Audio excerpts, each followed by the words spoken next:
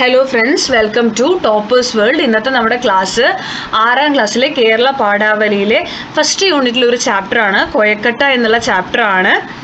ദിവാകരൻ വിഷ്ണുമംഗലം രചിച്ച കവിതയാണിത്. നമുക്ക് ചാപ്റ്ററിലേക്ക് കടക്കാം. പുതിയ പാഠപുസ്തകമാണ്. നമ്മൾ ചാപ്റ്ററിൻ്റെ ഈ പോയത്തിൻ്റെ വായന, അതുപോലെ പോയത്തിൻ്റെ ആസ്വാദനം, ചോദ്യോത്തരങ്ങളാണ് ഈ ക്ലാസ്സിൽ ഡിസ്കസ് ചെയ്യാൻ പോകുന്നത്. നോക്കാം. കൊയക്കട്ട. മുരിഞ്ഞു കത്തുന്നു മിന്നാമിനുങ്ങുപോൽ ചിമ്മിനിക്കൂടകലയായി കൂരതോറും മലഞ്ചെരുവിൽ മഴ ചിന്നിത്തെറിക്കുന്ന ചായ്പിൽ ഒറ്റയ്ക്കിരുന്നു ഞാൻ വഴിവക്കിൽ മിഴിനട്ടു കാത്തിരിക്കുന്നു. ചരൽക്കുന്നു കയറിയും ഇറങ്ങിയും മരങ്ങൾ തന്നെ ഇടയിലൂടൊരു രൂപം തെളിയുന്നുണ്ടോ, വരുന്നുണ്ടോ പാടമേറി വരമ്പേറി വലിയമ്മ, നേരെ മേരെ മോന്തിയായല്ലോ സ്മരണയിൽ മണക്കുന്നു കൊതിയൂറും കൊയക്കട്ട. മടിക്കുത്തിൽ ഭദ്രമായി പൊതിഞ്ഞു കെട്ടി മഴയത്തു നനഞ്ഞൊട്ടി വലിയമ്മ വരുമിപ്പോൾ കൊരമ്പയും ചൂടി വയൽ വരമ്പിലൂടെ. വലിയമ്മ വന്ന പാടെ പണിയിടങ്ങളിൽ നിന്നും കരുതിയ പലഹാരപ്പൊതി തുറക്കാൻ ഇറയത്തു മിഴിനട്ടു ചെറുമക്കൾ ഞങ്ങളെന്ന് കൊതിയോടെ കാത്തിരുന്ന മധുരബാല്യം.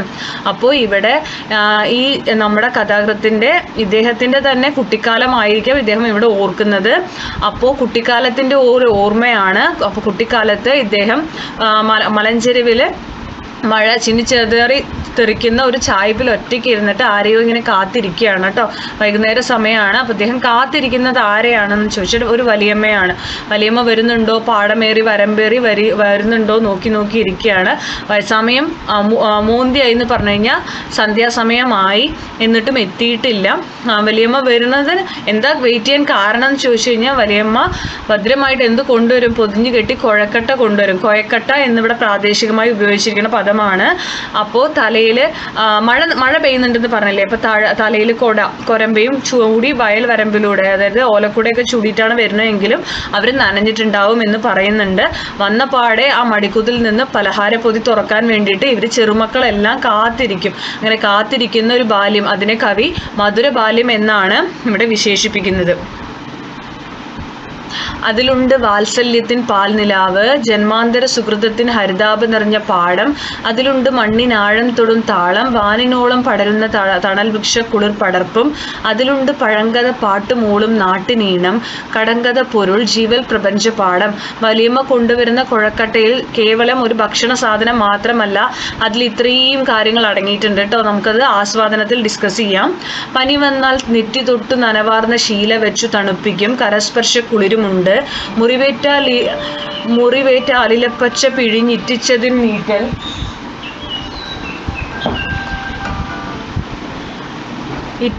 നീറ്റൽ ശമിപ്പിക്കും നാട്ടുവൈദ്യ പെരുമയുണ്ട്. അപ്പോൾ മുമ്പൊക്കെ പനിയൊക്കെ വന്നു കഴിഞ്ഞാൽ ഇവരെന്ത് ചെയ്യും, നാട്ടുവൈദ്യം നോക്കുമായിരുന്നു. അതായത് സാധാരണ നെറ്റിയിൽ തുണി നനച്ച് വെക്കും. അതുപോലെ തന്നെ ചെടികളില്ലേ, പച്ചില മരുന്ന് പോലെ ഔഷധ സസ്യങ്ങൾ വലിച്ചു കൊണ്ടുവന്ന് മുറിവേറ്റ് കഴിഞ്ഞാൽ ആ മുറിവിൽ പിഴിഞ്ഞൊഴിച്ചു കൊടുക്കുമായിരുന്നു. അങ്ങനെയുള്ളൊരു കാലത്തിനെ കുറിച്ച് കവി ഇവിടെ ഓർക്കുന്നു. അകന്നുപോയി അവയെല്ലാം വലിയമ്മ മറവിതൻ കരിമ്പടം പുതച്ചെങ്ങോ മറഞ്ഞുപോയി. ഇന്ന് വലിയമ്മയില്ല, കാലം ഒരുപാട് മാറിയിരിക്കുന്നു. വയലുകൾ നികന്നെങ്ങും നഗരത്തി വിഭവങ്ങൾ വിളമ്പുന്ന മണിമേട് ഉയർന്നു വാനിൽ. ഇന്നെന്താണ്, വയലുകളെല്ലാം നികത്തി അവിടെയൊക്കെ വലിയ വലിയ ഹോട്ടലുകളും മോളുകളുമായി അല്ലേ. പല ദേശങ്ങളിൽ നിന്നും വിലയേറും പലഹാരം പലതും ഞാനതിൽ പിന്നെ കഴിച്ചെന്നാലും വലിയമ്മ കൊണ്ടുവന്ന കൊയക്കട്ടയോളം ഒന്നും പകർന്നില്ല രുചി എന്നിൽ സ്മൃതിയിൽ ഹൃത്തിൽ. ഒരുപാട് ദേശങ്ങളിൽ നിന്ന് നല്ല വിലയുള്ള പലഹാരങ്ങളൊക്കെ കൊണ്ടുവന്ന് ഇദ്ദേഹം കഴിച്ചെങ്കിലും വലിയമ്മ കൊണ്ടുവന്നിരുന്ന കൊയക്കട്ടയുടെ രുചി അത് ഇപ്പോഴും ഹൃദയത്തിൽ സ്മൃതിയിൽ കലർന്ന് അല്ലെങ്കിൽ തങ്ങി നിൽക്കുന്നു. അതിനോളം ഒന്നും ആവുന്നില്ല ഇപ്പോഴത്തെ ഈ വില കൂടിയ പലഹാരങ്ങൾ എന്നാണ് ഇദ്ദേഹം ദിവാകരൻ വിഷ്ണുമംഗലം കൊയക്കട്ട എന്ന കവിതയിലൂടെ നമ്മളെ ഓർമ്മിപ്പിച്ചു തരുന്നത്. ഓക്കെ, അപ്പം നമുക്ക് ഇതിൻ്റെ ആസ്വാദനം നോക്കാം.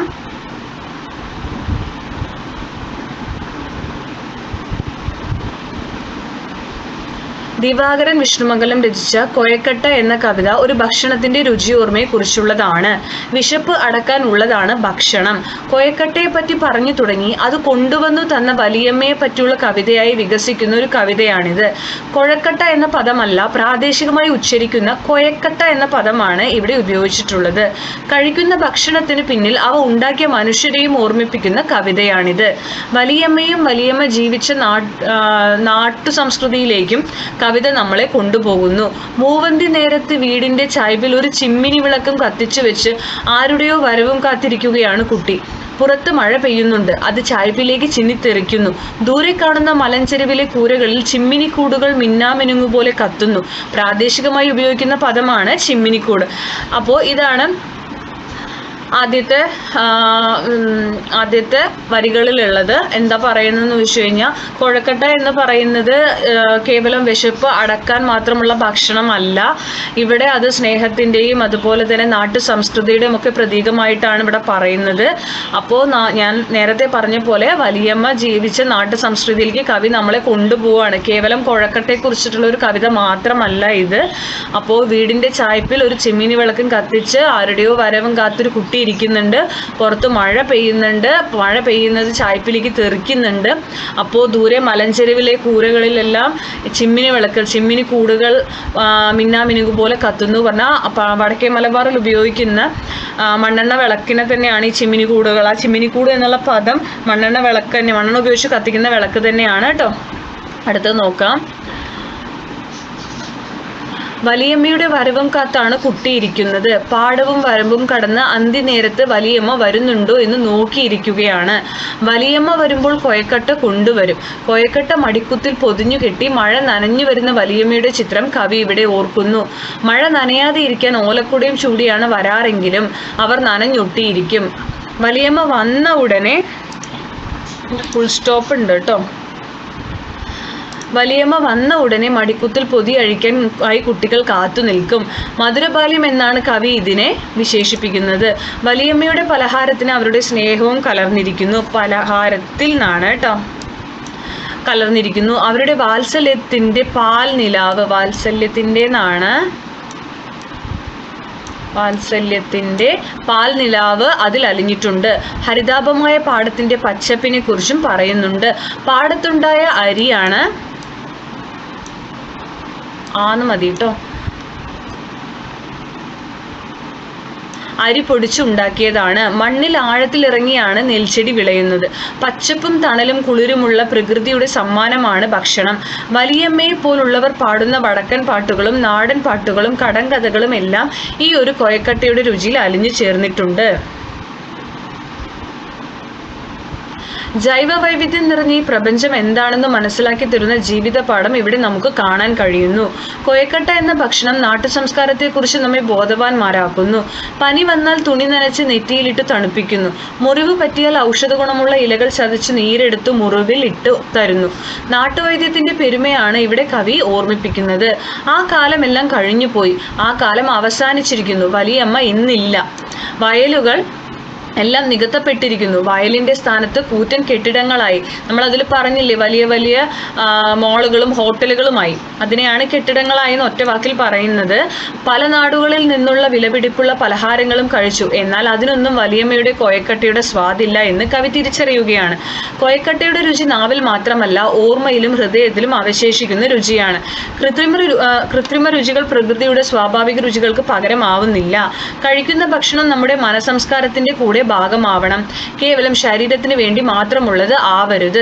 പ്രകൃതിയിലുണ്ടായ മാറ്റങ്ങളും നഗരവൽക്കരണവും ഓർമ്മിപ്പിച്ചുകൊണ്ടാണ് കവിത അവസാനിക്കുന്നത്. അപ്പോൾ നമ്മുടെ പ്രകൃതിയിലുണ്ടായ മാറ്റങ്ങളും നഗരവൽക്കരണവും ഒക്കെയാണ് കവി ഇതിലൂടെ നമുക്ക് കാണിച്ചു തരുന്നത്. പണ്ടുണ്ടായിരുന്ന ജീവിതവും ഇന്ന് വന്ന മാറ്റങ്ങളുമാണ് ഇതിൽ പ്രതിഫലിച്ച് കാണുന്നത്. അപ്പോൾ ആസ്വാദനം എല്ലാവരും ഒന്നുകൂടി വായിച്ചു നോക്കുക. മനസ്സിലാവാത്തതുണ്ടെങ്കിൽ കമൻറ്റ് ചെയ്ത് ചോദിക്കുക. നമുക്ക് ക്വസ്റ്റ്യൻ ആൻസേഴ്സിലേക്ക് പോവാം. നമ്മൾ കവിതയിൽ എന്തെല്ലാം കാര്യങ്ങൾ എന്നുള്ള 5 ക്വസ്റ്റ്യൻ ആൻസേഴ്സ് ആണ് ചെയ്യുന്നത്. അതിൽ ആദ്യത്തെ ക്വസ്റ്റ്യൻ, മലഞ്ചെരുവിലെ കൊച്ചു വീടുകളിൽ കത്തുന്ന വിളക്കുകളെ കവിതയിൽ എങ്ങനെ വിശേഷിപ്പിച്ചിരിക്കുന്നു? മിന്നാമിനുങ്ങു പോലെ മുനിഞ്ഞു കത്തുന്ന ചിമ്മിനിക്കൂട് എന്നാണ് മലഞ്ചെരുവിലെ വീടുകളിൽ കത്തുന്ന വിളക്കുകളെ വിശേഷിപ്പിച്ചിരിക്കുന്നത്. നേരമേറി മോന്തിയായല്ലോ എന്ന് ആശങ്കപ്പെടാൻ എന്താവും കാരണം? വലിയമ്മ മോന്തിയായിട്ടും എത്തിയിട്ടില്ല. കൊയക്കട്ടയുമായി വലിയമ്മ എത്താൻ വൈകിയപ്പോഴാണ് കുട്ടി ഇങ്ങനെ ആശങ്കപ്പെട്ടത്. വലിയമ്മ കൊണ്ടുവരുന്ന കോയക്കട്ടയിൽ രുചിക്കപ്പുറം എന്തെല്ലാം അടങ്ങിയിട്ടുണ്ട്? വലിയമ്മയുടെ വാത്സല്യത്തിന്റെ പാൽ നിലാവ് അതിൽ അലിഞ്ഞിട്ടുണ്ട്. ഹരിതാവ് നിറഞ്ഞ പാടങ്ങളുടെ ജന്മാന്തര സുഹൃതവും അതിൽ അലിഞ്ഞിട്ടുണ്ട്. പാടത്ത് വിളഞ്ഞ അരി പൊടിച്ചുണ്ടാക്കിയതാണ് കോയക്കട്ട. മണ്ണിന്റെ പശുമയിലേക്ക് ഇറങ്ങിച്ചെല്ലുന്ന വേരിന്റെ താളം അതിനുണ്ട്. പഴങ്കഥ പാട്ടുമൂളും നാട്ടിനീണം, കടങ്കഥ പൊരുൾ, ജീവിത പാഠം, നാട്ടുവൈദ്യ പെരുമയും മണ്ണിൽ നിന്ന് വളർന്ന് മാനത്തോളം ഉയർന്നു നിൽക്കുന്ന തണൽ മരങ്ങളുടെ കുളിരും അതിൽ കലർന്നിട്ടുണ്ട്. വലിയമ്മയുടെ കൈകളുടെ സ്പർശത്തെ എങ്ങനെയാണ് വിശേഷിപ്പിച്ചിട്ടുള്ളത്? മനുഷ്യനെ ബാധിക്കുന്ന രോഗങ്ങൾക്ക് ലാഭേച്ഛയില്ലാതെ പ്രതിവിധി കണ്ടെത്താനുള്ള മനസ്സ് നാട്ടു സംസ്കാരത്തിന്റെ സവിശേഷതയായിരുന്നു. പനി വന്നാൽ തുണി നനച്ച് നെറ്റിയിൽ ഇട്ടു തണുപ്പിക്കുന്ന വലിയമ്മയുടെ കരസ്പർശത്തിന്റെ കുളിര് ആ നാട്ടു സംസ്കാരത്തിന് ഉണ്ടായിരുന്നു. മുറിവ് പറ്റിയാൽ ഔഷധ ഗുണമുള്ള സസ്യങ്ങൾ ചതച്ച് നീരെടുത്ത് മുറിവിലിട്ട് എന്നാണ് കേട്ടോ ഇവിടെ ഇട്ട് നീറ്റൽ ശമിപ്പിക്കുമായിരുന്നു. നാട്ടുവൈദ്യത്തിൻ്റെന്നാണ് ഇത്, നമ്മൾ ടൈപ്പ് ചെയ്തപ്പോൾ വരുന്ന മിസ്റ്റേക്കാണ്. നാട്ടുവൈദ്യത്തിൻ്റെ ചിഹ്നമായാണ് വലിയമ്മയുടെ കൈകളെ വിശേഷിപ്പിക്കുന്നത്. പ്രകൃതിയിലും ജീവിതത്തിലും വന്നു ചേർന്ന മാറ്റങ്ങൾ സൂചിപ്പിക്കുന്ന വരികൾ കണ്ടെത്തൂ. ഇതാണ് ആ വരികൾ. അകന്നുപോയി അവയെല്ലാം, വലിയമ്മ മറവിതൻ കരിമ്പടം പൊതിച്ചെങ്ങോ മറഞ്ഞുപോയി, വയലുകൾ നികന്നെങ്ങും നഗരത്തീ വിഭവങ്ങൾ വിളമ്പുന്ന മണിമേട ഉയർന്നു വാനിൽ. അപ്പോൾ ഇത്രയുമാണ് നമ്മുടെ കോയക്കട്ട എന്ന ചാപ്റ്ററിൽ വരുന്നത്. അപ്പോൾ ക്ലാസ്സിൽ ഇഷ്ടപ്പെടുന്നുണ്ടെങ്കിൽ ലൈക്ക് ചെയ്യുക, ഷെയർ ചെയ്യുക, സബ്സ്ക്രൈബ് ചെയ്യുക. നോട്ടിഫിക്കേഷൻ ലഭിക്കാൻ വേണ്ടി ബെൽ ബട്ടൺ ഒന്ന് ക്ലിക്ക് ചെയ്യുക. Thank you for watching.